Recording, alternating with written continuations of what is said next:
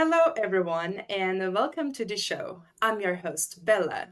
Today, we are diving into a topic that is fundamental to anyone building, renovating, or even just dreaming about a new space. We are talking about the services that truly anchor a room, those beautiful, hardworking countertops and finishes. When you walk into a kitchen or a beautiful office, the stone surfaces are often the first thing you notice. They literally set the tone. But let's be honest, the choices can feel overwhelming. What is the difference between quartz and quartzite? Is marble really as high maintenance as people say? Is granite still a good choice? These are big investments, and you want to get them right. To help us navigate this world of stone, I'm so happy to be joined today by Brian. He is an expert in natural and engineered stone countertops and will help us understand these materials from the ground up. Brian, thank you so much for taking the time to be with us today. How are you doing? I'm doing good. How are you? Perfect. Thank you so much. Brian, before we start, could you share a little bit about yourself and the company? What would you like people to know about you, about Stone Edge Countertops, and what is your message as the owner to all the homeowners listening? My name is Brian, and basically, I was born and bred into this stuff. My dad started his shop in 2009 just by himself, and I was his only worker. I was in high school, working after school, working in the summertime, basically slowly learning from him directly and just going from that old school era of doing. We used to do all the fancy, crazy edges, and then we went into the mitered stuff. So I've seen all the different eras when it comes to the stone world. It's been me and him. We've been slowly growing basically a company. I've been on and off. I went to school, got my engineering degree for a while there, and then been on and off. And then about 4 years ago is when I started working full time with him, just really into this business, helping it grow, expanding our clientele. And now we got a team of 5, 6 shop workers. We got Carla here in our office, me and my dad working together. We have a nice tight knit team here at Stone Edge, serving our local community. We do a lot of local community work. That's one thing we really pride ourselves in, is that a lot of the people that use us are locals, and we've done almost neighborhoods at a time where our name just spreads through the neighborhood, and people call us for jobs. But we do it all: granite, quartzite, marble, custom, all sorts of stuff, all sorts of work. Thank you for sharing that, Brian. It's always inspiring to hear the story behind the work. And if you share one message with our listeners right now, what would be that message as the owner of the company to the homeowners? The best thing I tell people is get what you want, get what you desire for your project, because that's ultimately going to be what people are going to be happiest with, is actually creating a space that actually has a bit of their personality into it. So when people walk into your home, walk into your kitchens, in any room of the house, is they're going to get a sense of who you are as a person. And that's what you want, and something that reflects your personality. Because if you don't like your space, you're not going to spend time in there.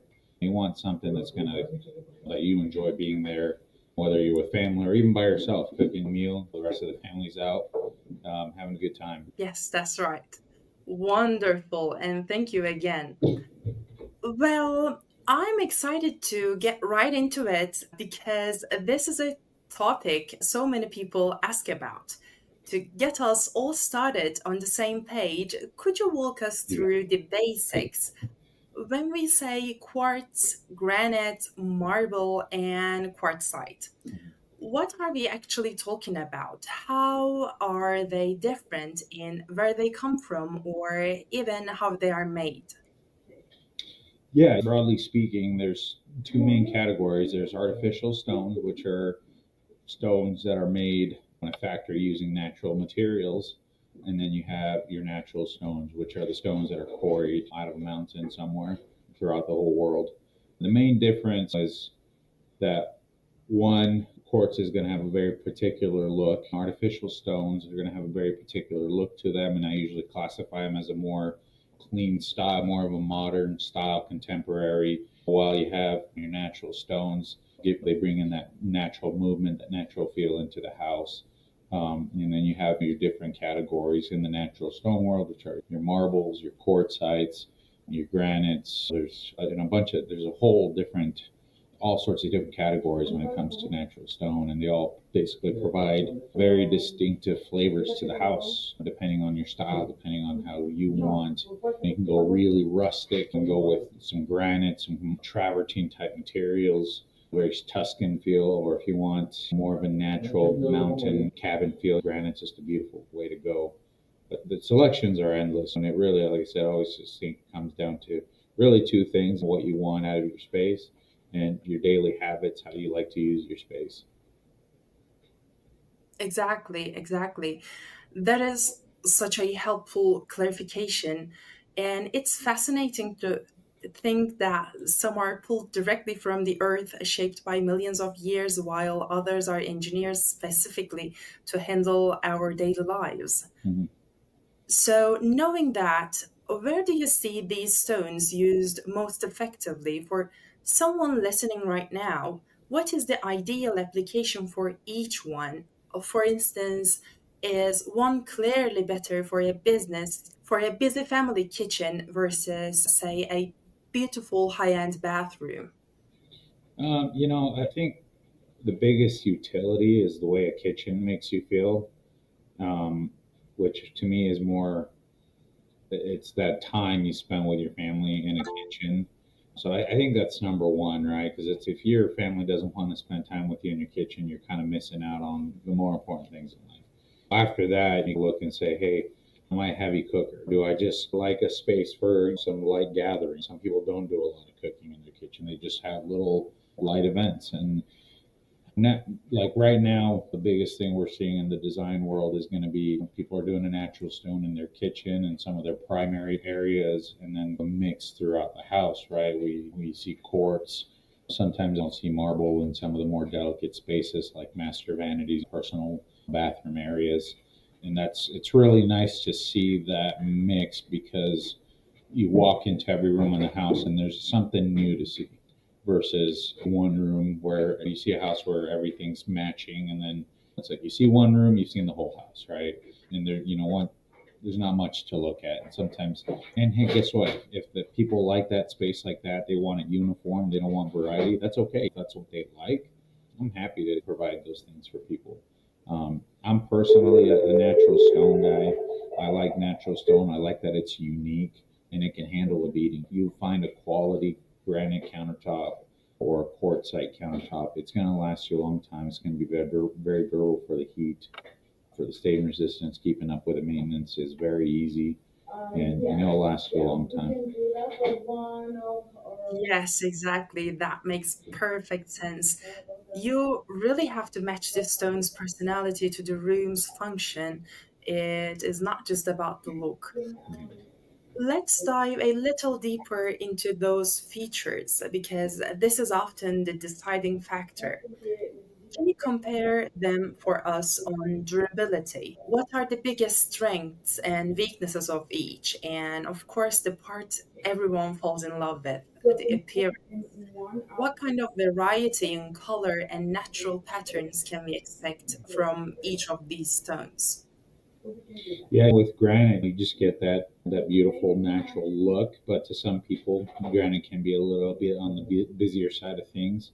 So granite's just going to be very durable overall across the board. You get some, you start getting into the quartzites, which is what we're really hitting hard this time of really the last couple of years, and probably continuing this year. I think is the quartzites will remain popular, and those are a little more elegant. They're a little more clean. People really like them for the kitchens.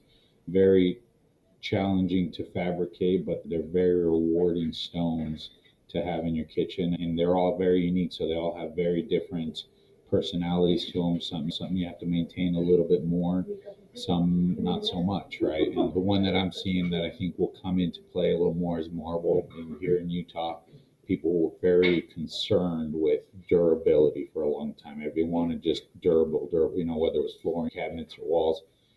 And the problem with that is now that people have created spaces that they didn't like too much because they're just overly concerned with that. So now they're kind of compromising durability and saying, hey, you know what, let's put in some marble into my kitchen. And I think ultimately, though, durability is a little bit subjective because you look at some of the oldest places in the world, right? You look at Italy, here, our very own capital, the whole lobby is made out of marble. And some people will associate marble with a high maintenance stone.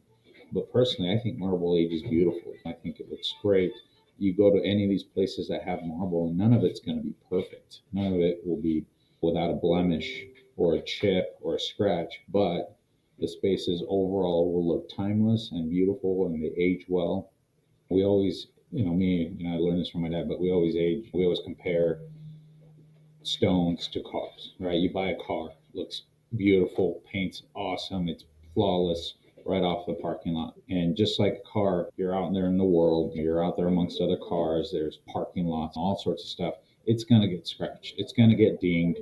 You're going to be doing some yard work and you're going to push something right into your car without thinking about it. And you're going to get that first scratch or that first ding. And that's the one that hurts the most. And that's how it is in construction. It's like you put in this beautiful countertops and then they start using them, and then whoops, they accidentally scratch the surface of the counter, and that first one is the one that hurts the most. But when some of these high maintenance stones start to wear out evenly throughout the kitchen, all of a sudden that first scratch disappears, and then that whole space starts to get this natural age about it. I'm excited. I'm a huge proponent to using things like marble. I think those stones don't have any substitutes. I think they have a very elegant, timeless beauty about them. And quartzites, I think, as well. Granite, I think we're going to start moving away from the quartz, and I think it has its place in like laundry rooms, bathrooms, places where there's a lot of textures and busyness in the rooms. Quartz can be a simplification to the room. Very durable. You don't have to worry about sealing, so water in some of those places won't be an issue. But yeah, I think that ultimately, like marble and some of these, I've even done some travertine kitchens, and that's kind of like marble. Very, again, I don't want to say high maintenance because there's a lot of nuance to what that means for something to be high maintenance, right? I think it's just a different way of taking care of things versus granite, quartzite, marble. They just have different maintenances. Totally got it, and that's a fantastic breakdown. It sounds like there is often a trade off between that one of a kind, unique, natural beauty you mentioned and the durable, predictable performance of an engineered stone. And you brought up maintenance, and I think this is a huge concern for busy families and businesses.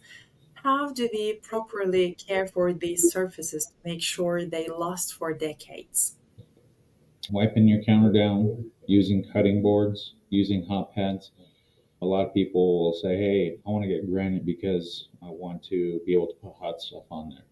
My bottom line with any countertop, it doesn't matter if it's a cheap countertop or an expensive countertop, granite, quartz, marble, whatever it is, I always tell people the same thing, which is use your hot pads, use your cutting boards. You're going to dull your knives too if you're cutting on the stone. That you're going to scuff your stone with the metal, and it's going to look ugly over time. I've seen people do basic maintenance. I get clients calling me back 5, 6 years later for another project, and their counters look like they were installed yesterday. They look nice, they look clean, they look great. And I've done callbacks to clients whose counters we installed a few months ago. And if they're not doing that basic maintenance, those counters look like they've been there for 10 years already. And so when you do those things, you wipe down your countertops. I always just recommend a little light soap and water to wipe things down. And if you're doing that, it's just like a car. Again, we like to relate it to cars. You buy a car. Sometimes people just want this durability because then they're like, cool, it's in, it's it. That's that. I don't have to do anything, which is not true. I mean, you can get the most reliable, durable car, but you still have to rotate tires. You still have to change the oil on it. You still have to change your filters, clean it, wash it. Otherwise, it's going to look like crap in a year or two, right? And so that's the same thing with stone. Even the most durable, basic stone requires a little bit of maintenance. And then the quality these days, everyone's fabricating quartz, right? It's like everyone's fabricating quartz all over the world, right? So that quality is really starting to come into play with all these different manufacturers. It's important to also get a quality product, even in the quartz world. There's things that come up when people go cheap. And again, it's like that trade off. When you want something durable, hey, sometimes you got to trade off maybe a little bit of look versus durability, right? On some of these things. And that's going to depend on, again, what the person feels is what they want and out of their kitchen. Yeah, got it. And are there specific cleaning products or methods we should absolutely avoid using? And if someone listening wants the most set it and forget it option, which stone would you say is the most low maintenance? For low maintenance, your quartz is going to be right there. The obvious answer, just because you don't have to seal quartz, you just give it a wipe down. Important thing is people have wipes. That's an easy go-to when cleaning counters is, oh, I got some wipes. But a lot of times Clorox wipes has ammonia in it. That ammonia can etch away at the polish of a surface and affect how that looks. So we always just recommend soap and water. And then a lot of times if you have quartz, you can refer to manufacturing websites or brand websites and look on there. They usually have documentations available that give you approved lists of cleaning supplies that you can use, things that you can do to go even just a little bit of the extra mile. With marbles, some of those they react to citrus, they can etch. If you're cutting lemons on them, limes directly on the stone, they can etch and really eat away at the surface. So you want to stay away from some of those things especially when you're cutting and you're cooking. That's why I would say, hey, use your pads, use a mat to lay out, use a cutting board, whatever you got to do on some of those higher end, some of those expensive materials. And then granite, the basic stuff is you just got to seal it. Any natural stone, you just got to seal it once a year and talk to your fabricator about it, because people just have this unrealistic idea of it being a very strenuous process, and it's not. It's a very easy process. It takes 10, 15 minutes, no longer than just cleaning your kitchen on a daily basis. You get yourself a good quality sealer, and you spend 50, $60. You're going to use that once a year. It's going to last you 6, 8 years, that one bottle of sealer. That is such a practical advice. Knowing what not to do is just important as knowing what to do. Protecting that investment is a key. Okay, let's talk about the budget. This is always the big question. How do these four materials generally compare in terms of cost and value? When clients are choosing, should they be just looking at the initial price tag, or how do you advise them to think about the long term value? Yeah, so in this industry, the typical way of pricing materials out are going to be most library arterial will price things from group one to group seven, roughly. And it varies per yard a little bit. But ones are going to be your cheapest stones, sevens are going to be your most expensive. I get people that come in and they want a quartzite and they think, oh, what's a group one quartzite? And I have to explain to them, well, quartzites usually start at about a group four and above, right? There's no group one quartzites. The most competitive materials that are in all of those categories and those tier levels are going to be granite and quartz. Most people will be in a group two to group three price point, meaning they're not getting the cheapest stone, they're not getting the most expensive, they're right in the middle. Mainly, especially if they're doing their own personal home, if they're doing like a remodel, a flip home, or they have a rental property, they tend to just buy group one because that's going to be the most cost effective and give them the most return on their investment there. But when they're doing personal homes, people are going to be doing the group two to group three on average. Marbles, they're awesome. I love marbles because you can get some really elegant, some really nice looking marbles that aren't super expensive. But if you have money for it and if you have been saving up for a lifetime and you're ready to that dream kitchen, there are some extravagant marbles that, man, are worth more than my own life combined. That's just there are some stuff out there that's beautiful, that's unique. There's marbles that are anywhere from $5,000 to $10,000 on just a slab. And it's rare that you get someone that has that kind of money to spend. Every now and then those projects do come along. And then so Quartzite is really entering the chat a little bit for sure. I think there are some beautiful quartzites out there that are definitely, people are starting to get to that point where they're stretching out their budgets a little bit to get into those quartzite categories because they really want a timeless look, right? So I think a lot of people right now are trying to do it right one time, spending just a little bit of extra money, getting that material they want, especially if they're going to be in that space for a long period of time. So number one is you want to figure out what you want, the look you want. And then number two is you have to say, okay, what's my budget, right? And then when you go to slab yards, I always tell them, hey, look, you're going to go up to a slab yard and you're going to tell them, hey, I'm here to look for granite or quartzite or marble, whatever it is. I want something light or I want something dark. And then usually you just tell them, look, I'm probably going to be in this group two, group three price point. And I usually like to ask those questions up front and just kind of straight up ask somebody, hey, what's your budget? And some people are like, yeah, I'm on a tight budget. And some people are, hey, I'm here to build a home, the space of my dreams, right? That helps me give an idea to help guide those clients a little bit better. Absolutely. That's a great way to frame it. It's not just a purchase, it's an investment in your home's function and value for years to come. And about the next question, I always find that real world examples are the most helpful. In your experience, have you had clients who came in convinced they wanted one material? Maybe they saw a picture of a marble kitchen online, but ended up changing their mind after you spoke with them. Oh yeah, all the time. I do feel like nowadays we get a lot of people that just show up, whether they went through a designer, they went through their builder, and they already have everything pre-selected. And a lot of times, again, it's like they read or they get told by their builder, their designer, oh, you don't want to do that. You don't want to do that. That's not what you want. That's not durable. You have to seal granite, even just simply granite. Oh, you have to seal it. It's maintenance, and you don't want to go there. And then when they come to me, my whole job is to give them a little nuance in the story because while you can go online and do some research, and while that research is true, there's more to it than just that, right? There's more information because, again, these natural stones, especially, they're all unique. Every slab's unique. So you have to really look at, hey, what's in front of you and analyze it and say, hey, you're probably going to get this kind of performance out of this. And then when people come in, they tell me, oh, I don't want granite because you have to seal it. And then I explain to them, oh, it's really simple. It takes 10 minutes. You do these little things, it's going to last you a long time. And then once I start telling them about, a lot of people will express to me that, oh, the truth is we actually really some granite, but our builder talked me out of it. Or someone, our family member said, don't go that way. Or online, even forums or Facebook groups.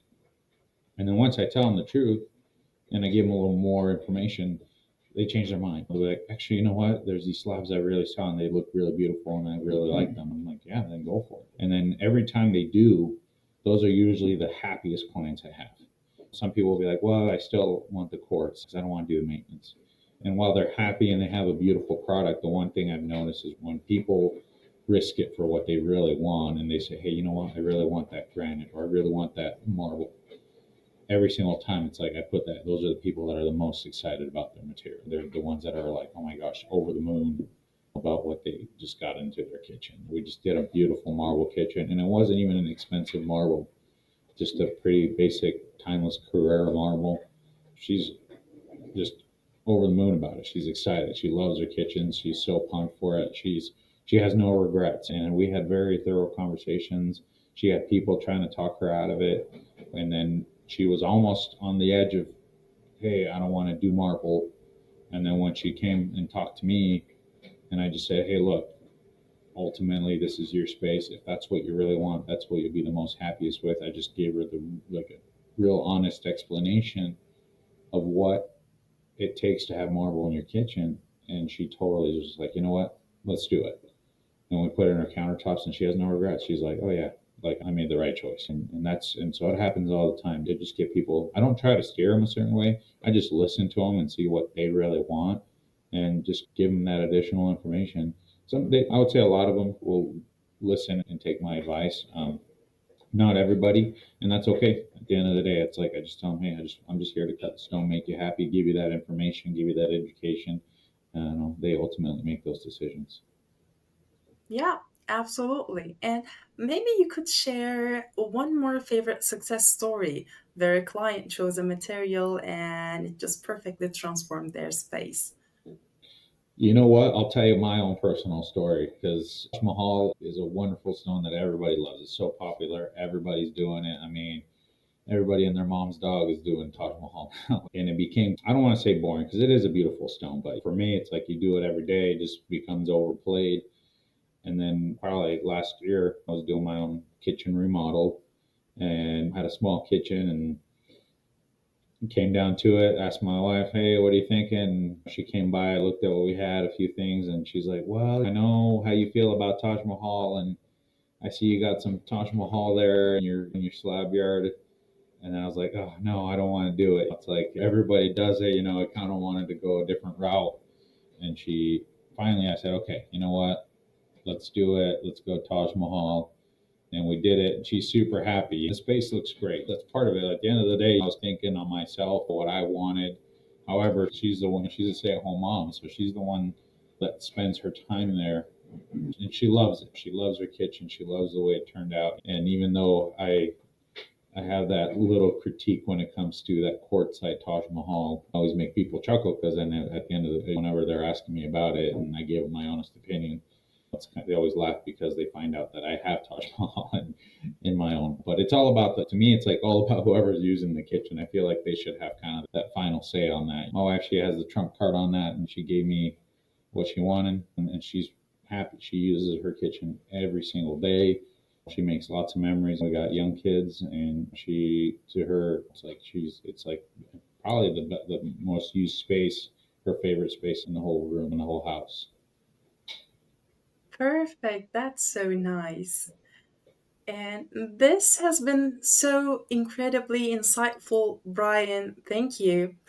Before we wrap up, is there anything else you'd like to add? Any final piece of advice for that person who is standing in a showroom right now, feeling totally overwhelmed by all the choices?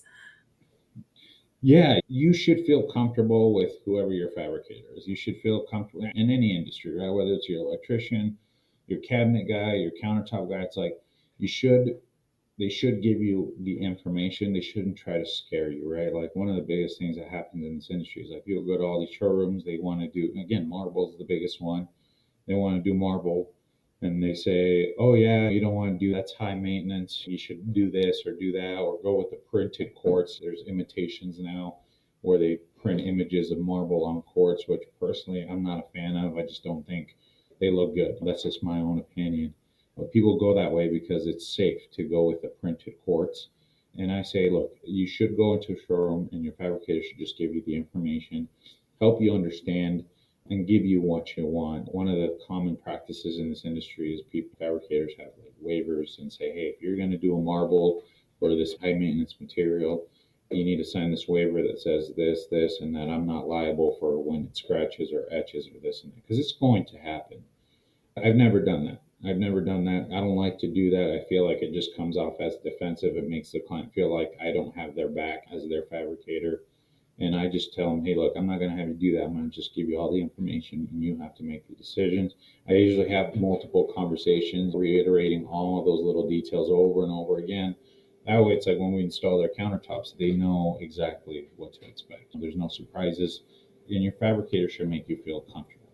You should feel comfortable, right? And you should be able to tell your fabricator. I think we've all been in that time frame when that sets when we walk into any store and we say, oh, here's what we want, and then whoever's behind the desk will make you feel like, ooh, really, you want that? And they make you feel uncomfortable, like you're dumb or something, and you're like, oh, dang, maybe I am dumb. You start to think about that. It's like, no, that you shouldn't feel that way, especially when you're spending thousands of dollars on your kitchen. You should feel okay, like you can breathe, like you're not having a panic attack because you think you might be choosing the wrong thing for the next 10 years, right? However long you live in that home. So that's my advice to anyone walking into any showroom is you like I as a fabricator tell my guys, anyone that works at our company that these are their intimate spaces, these are their bathrooms, these are their kitchens, these are their bedrooms. We're basically going to be walking through their entire house where they're going to be making memories.